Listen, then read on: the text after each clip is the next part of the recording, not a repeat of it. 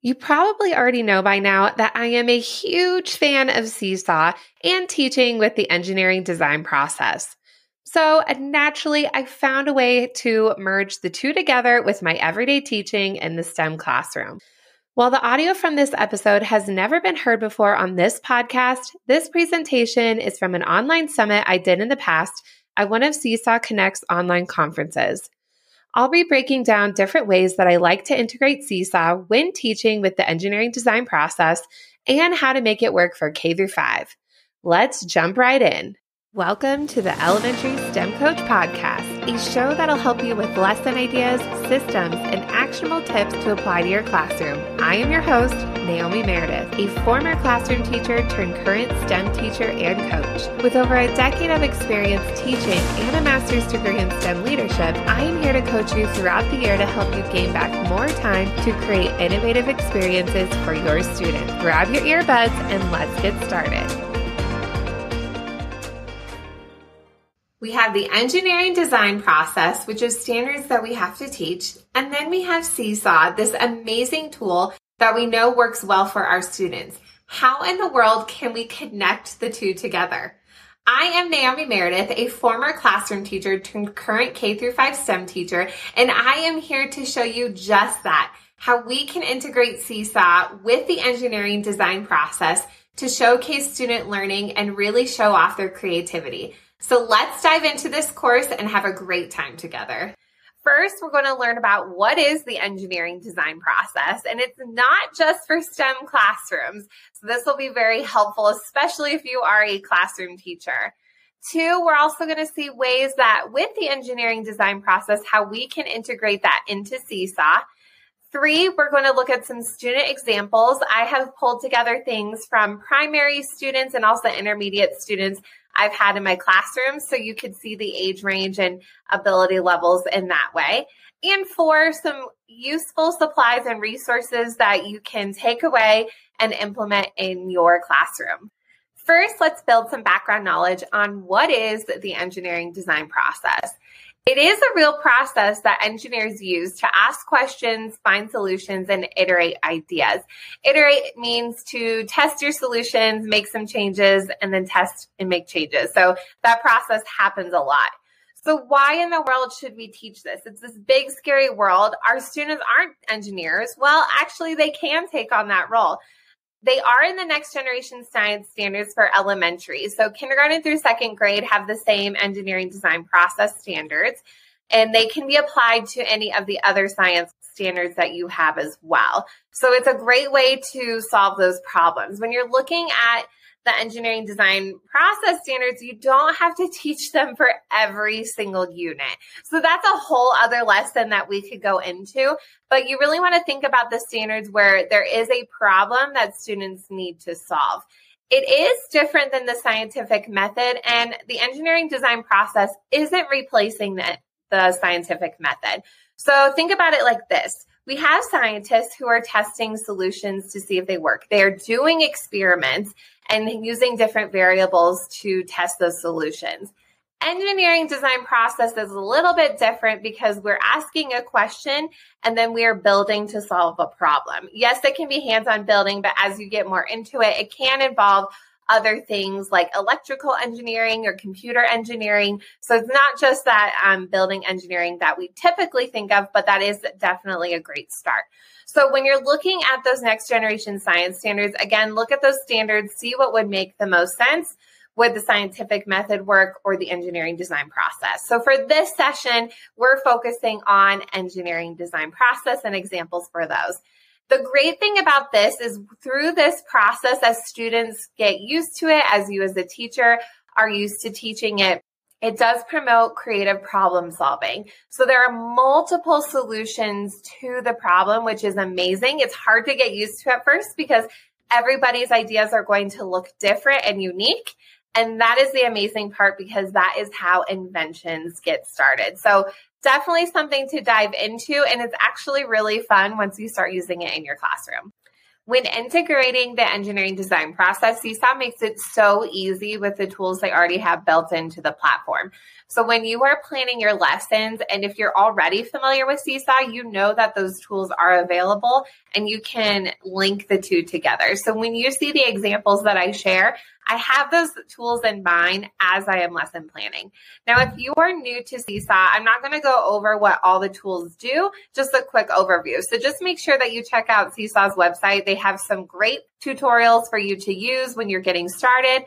Also, if you're familiar with everything, definitely check those out as a great refresher. I've used Seesaw as a classroom teacher, so I've seen the value of what it was with my 24 students. And now as a K-5 STEM teacher, I also see how amazing it is with all the kids in this school. So this can definitely be done with all ages. Now, of course, we have the green add button. So when you click on that as a teacher or a student, there's all these tools that are available. So we have photos, kids can take pictures of their work, students can draw their own drawings or draw on top of things. They also have the option to record a video within the platform, which is very helpful. So they're not doing any external uploading, but you can do that as an option as well. And then, of course, they can type a note to respond to things and add a link. So adding in those tools right away are very, very meaningful. And then we also have the activity button, that light bulb.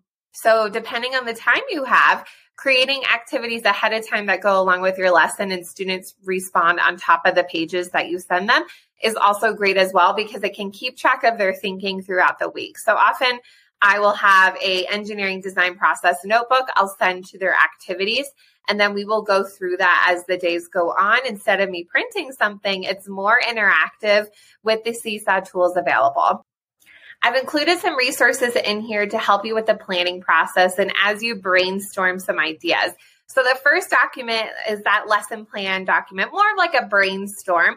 Of course, we like to type out our lessons, a lot of us, but this is just a great way to get ideas out there and think through how a lesson would work with the engineering design process. So of course, you start off with the unit that you're thinking about and the main standards that you're looking for. I typically start with the next generation science standard. So yes, the engineering design process is a next generation science standard, but I look at the other science standards to see if there are problems that we can solve. Not all of them work, again, for the engineering design process. So I look at the one that I really want to assess. And of course, I integrate the other content areas as well. So how are students going to be reading informational text? How are they going to be writing about their thinking? How are they going to respond digitally, which are Common Core standards? What math standards am I working on? Mathematical practices. So I list all of those there. Those are all woven in. Any materials that I need, and those usually I pop in at the end once I think about those materials that might be needed. And then I go through each of the steps. So you'll see that there's little question stems that'll help you think through that. The second one is a poster that I created and have in my classroom, which you will be twins with me. And it's just each of the steps and how I combined some of them. So you notice that experiment and prove are together on the same step, because when you think about it with kids, you're always experimenting, you're always improving. So I don't have them as separate steps, which you might see in other posters, because that is a step that goes back and forth the whole time. It's simultaneous. So you'll notice those little icons to trigger things, what step you're on with kids. Maybe even have a little clip and you can clip on which step that you are at. Or even kids have their own poster and they can clip where they are at as well. Of course, you go back and forth through the stages. So don't think, oh, we already imagined. We're not going to do imagining again. You always can go back to those stages. So I hope that you find these resources helpful while you are navigating the standard and making meaningful lessons.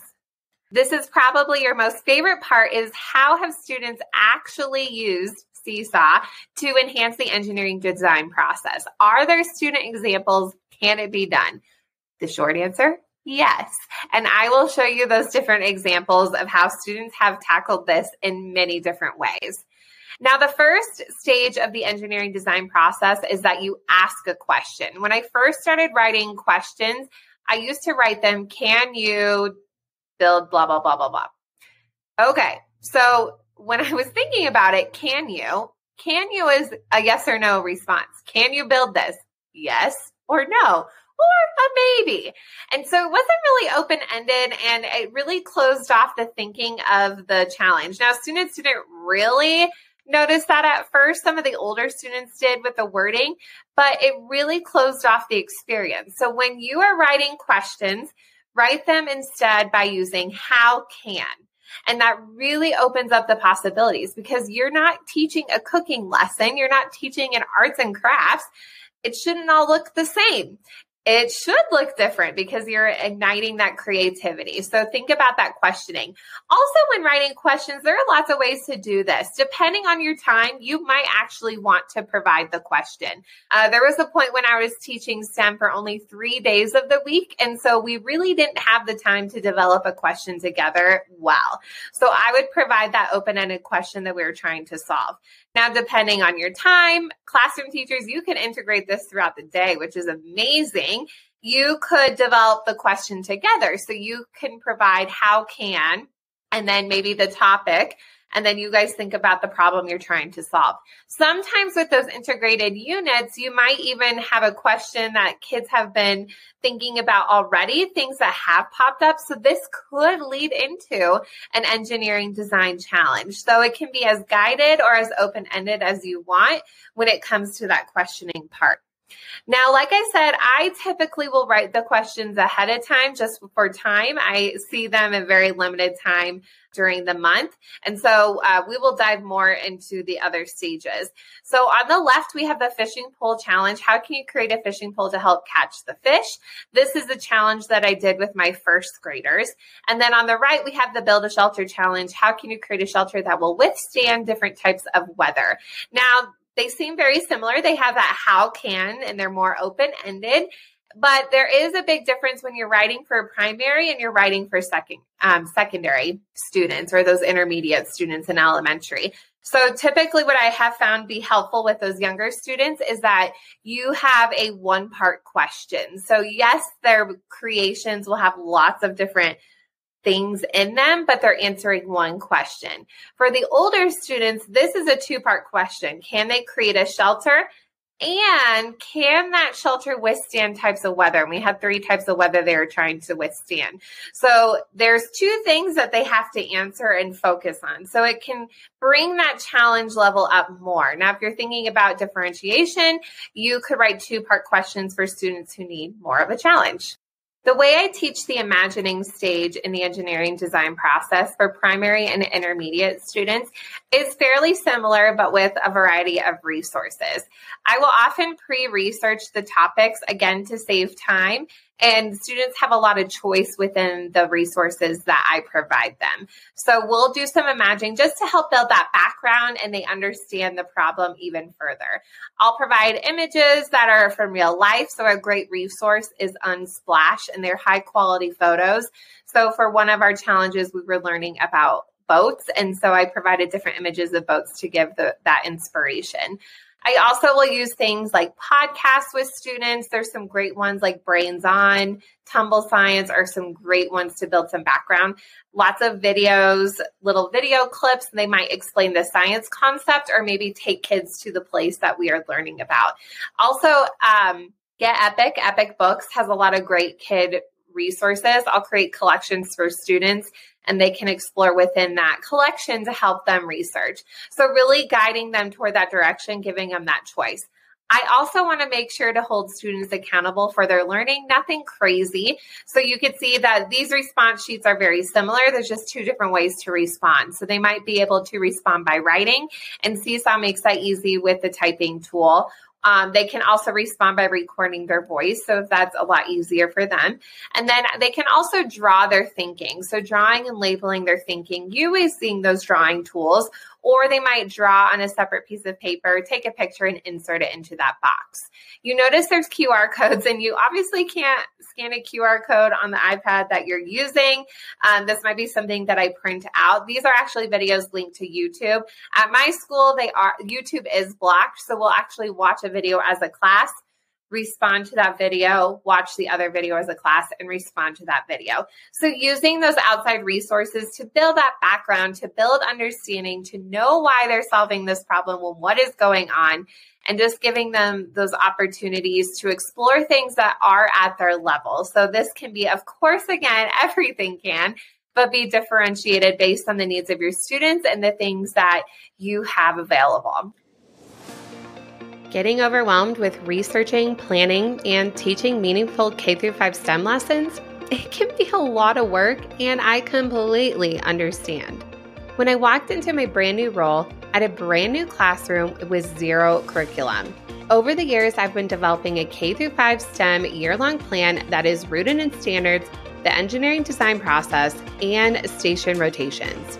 In fact, don't just take it from me. Here's what other teachers are saying about these plans. Anne says, "This was a very helpful resource for me as a new STEM teacher.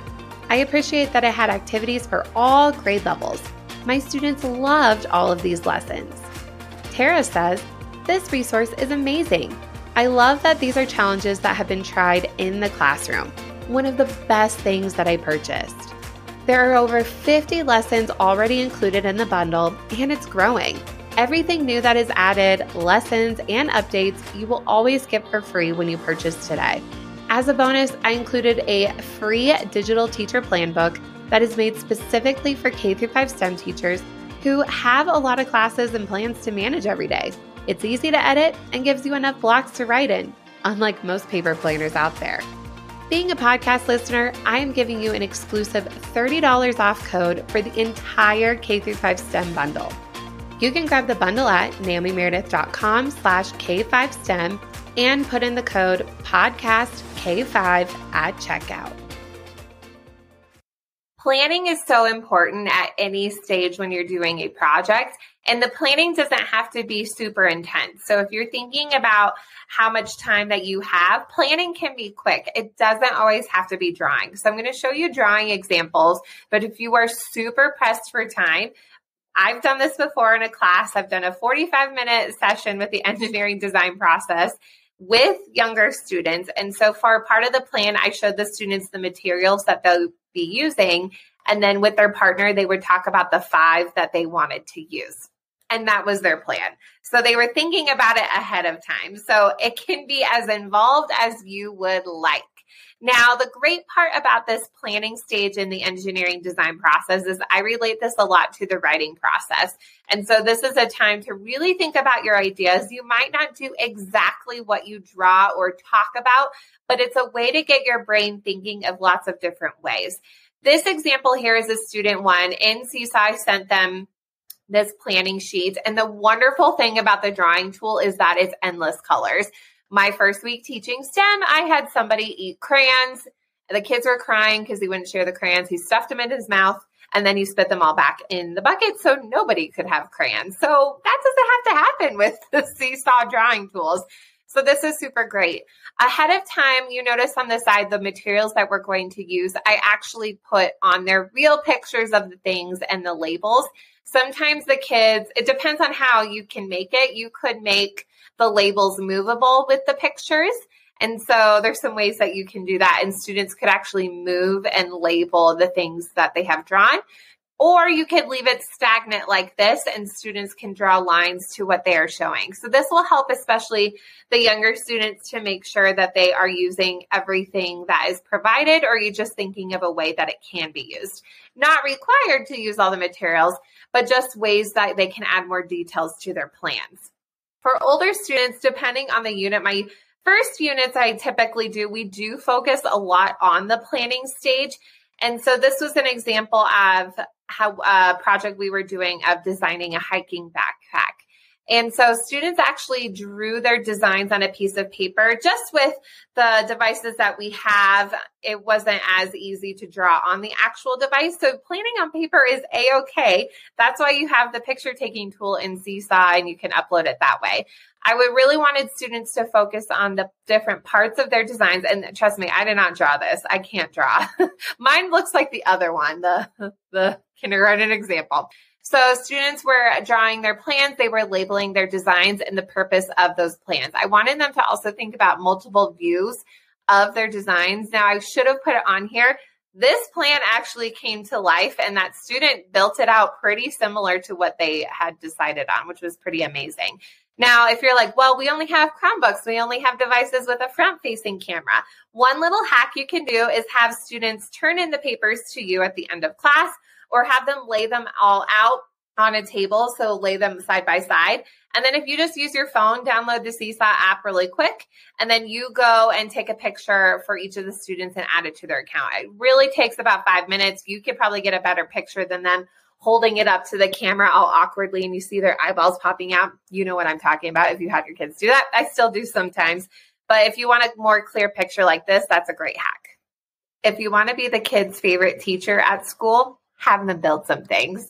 The create stage of the engineering design process is so much fun, and this is the stage that kids thrive for, and they love it. And you don't need a whole lot of materials to get started.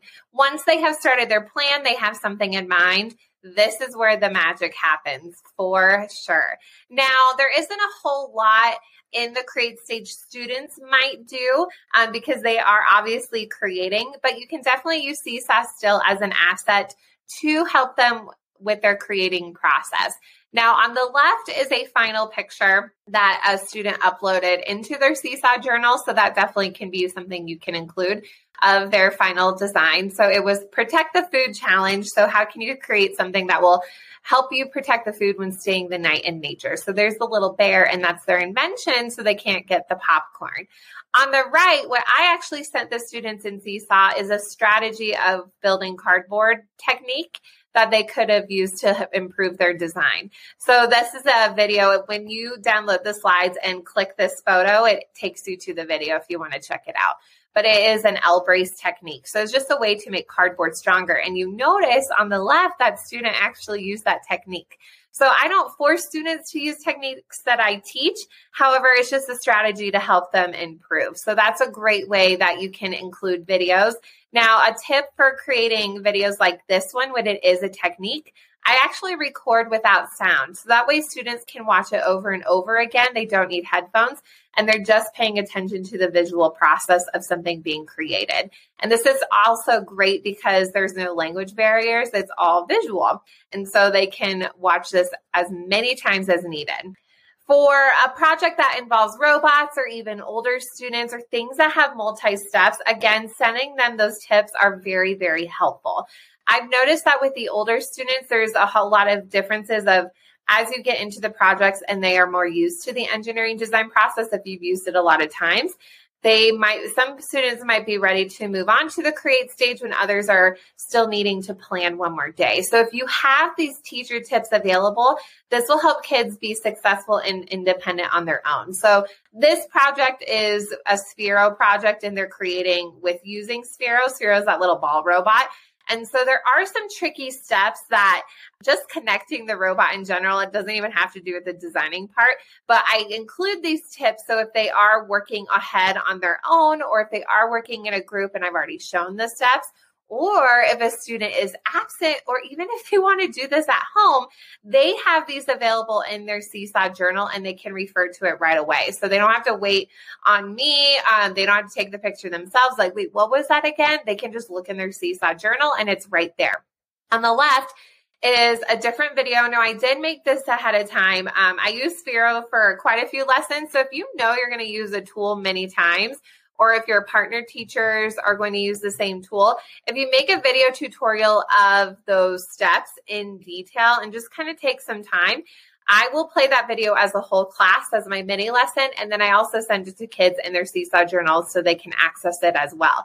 This video does have my voice because they do need to hear what I am clicking on, but just a way that how you can really use video to enhance, and you can be in more places than once during that creation process. So think about those things that students might need you personally, make a video or send them pictures, and then you can be in more places than once. Once students have created their design, they are ready to experiment and improve along the way. Now, like I said, with the resources, experimenting and improving will happen simultaneously. And so that might be a quick back and forth process, especially with the younger students. They immediately see if something's going wrong, I need to fix it right away. So this is a great opportunity, especially if the projects are really messy or awkward, if it involves water. During this stage, you can be support by walking around as a teacher, but also you might be the one who wants to film and take videos of the students putting their designs in action. This is an example of a boat when we were helping the gingerbread man travel across the river. So if he got a little more smart, he could have designed an invention so he didn't get eaten, which he didn't want to get eaten even though he's a cookie.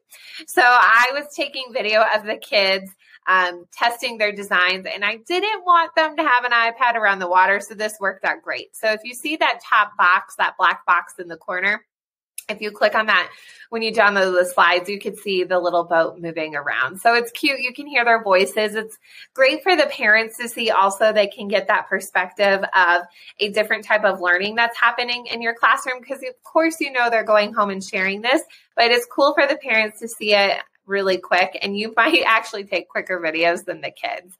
With older students, again, I will also go around and take videos. Sometimes they're better at being more independent at that stage. But again, if it's super messy, I'll do that stuff just to keep the devices safe.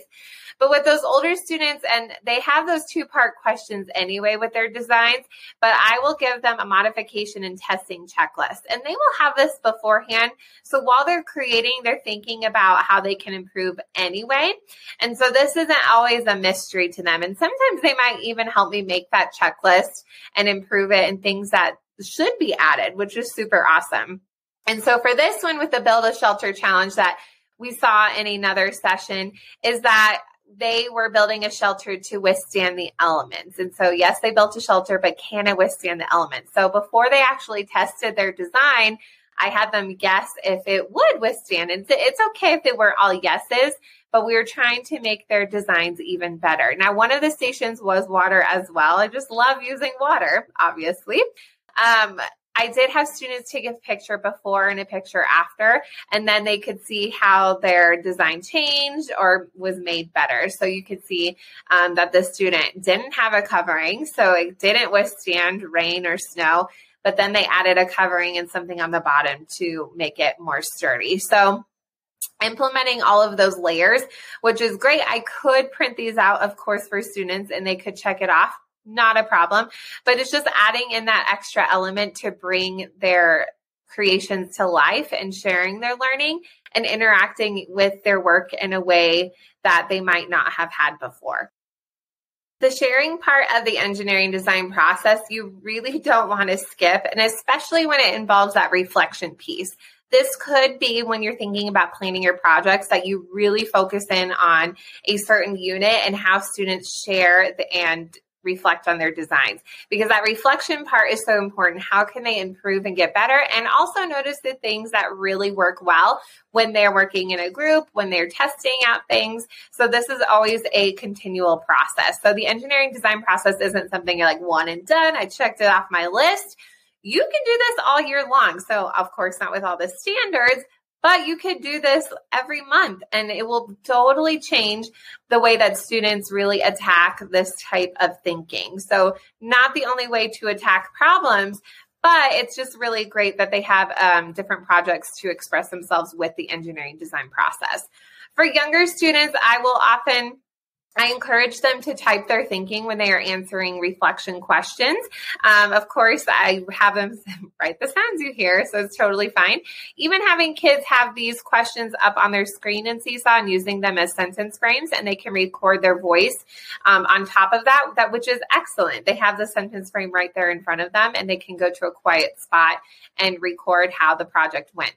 On the right-hand side, it's actually a student recording, so when you click on the slides, you can listen to the voice. I wish he used the arrow to point to everything, but have students take a picture of their work and then again go to a quiet spot, and they can record how their project works. So this was another food protection challenge invention, and he explained all the process of how this whole design works, which was really great.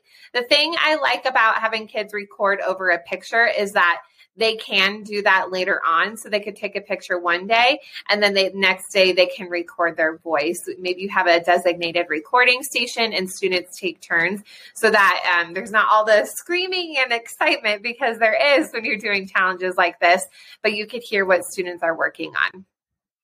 With this one, again, I add in more detailed questions, so more challenging questions for older students to think about. There is a video up at the top of a robot prototype in action, and I think I was watching it. You can hear my voice at the end. I was very impressed because it stayed on the track the whole time. So that was super exciting. So we posted that video. And then having those pictures of things in action are really great. What I love is that students can also comment on one another's work. So that could be a whole lesson of how students can give one another feedback on how their design work. This is a game design. And so students gave feedback to each other's work on how well the game was played and if it actually made sense. And some of the parents even of their child started commenting on their work as well, which was super amazing.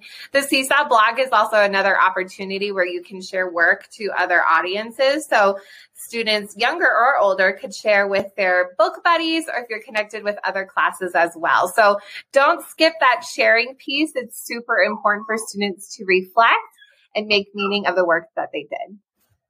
When thinking through lessons that you want to implement the engineering design process and integrating Seesaw, there isn't a whole lot of supplies and resources that you need. In fact, you can just start with donations of general recycled materials. So cardboard tubes, thin cardboard, construction paper, anything you have on hand will work just as well. So don't feel like you need anything fancy. But if you do want some fancy things, I have provided you my suggestions of my top 20 favorite STEM tools to integrate into any classroom setting. So these are things that have various price ranges, and you might even have some of these at home or even ask for some grants or different ways to gather these items in your classroom and build up a whole little STEM collection. And of course, don't forget to also download your brainstorm planning guide for the engineering design process, and then your poster that you can use with your students. As you can already tell, this presentation has a ton of visuals, and I bet you are dying to see all of the examples and handouts from this presentation. You can grab the video recording of this episode, the video slides that I referenced throughout, student examples, and bonuses for only $5. That's less than a fancy cup of coffee. The bonus includes my engineering design process posters of various sizes and planning sheets to help you with your integration with Seesaw or really any other tech tool that you use in your classroom. This will be linked in the show notes, and you can check it out all here, naomimeredith.com/seesawedp video replay. Thank you so much for listening to today's episode of the Elementary STEM Coach Podcast. I would love to connect with you over on Instagram at @NaomiMeredith_ or send me an email to elementarystemcoachpodcast@gmail.com. Also, make sure to check out my website, naomimeredith.com, to see all the show notes from today's episode and shop my K-5 STEM resources. Any questions you have, needs for resources, or ideas for episodes, get in touch. I'll talk to you soon.